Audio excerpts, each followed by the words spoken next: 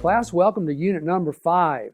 We're going to cover chapter 8, New Testament letters, and then chapter 9, a section on Paul the Apostle. Chapter 8 covers New Testament letters. Now, New Testament letters follow the Greco-Roman form of letter writing. There was the use of the amanuensis, or the secretary, and Paul's letters and how they were collected will be viewed. Now, were they collected suddenly? Were they collected gradually? You're going to find out what Carson and Moo think in this chapter. How about pseudonymity and pseudepigraphy? There's no author listed to some of the books, and then there are some authors listed in others. But what if it's a false author? Does this even matter? How did the early church view these issues in letter writing? You're going to learn all of this in chapter 8.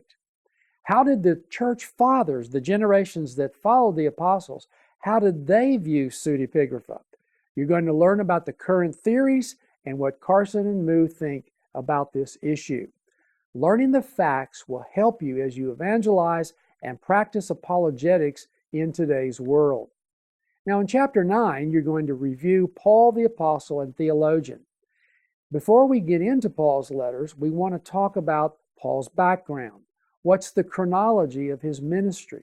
What are the details of the missionary journeys? Acts helps us merge the journeys of Paul from the letters with the content of the book of Acts. We're going to see how Paul related to Judaism.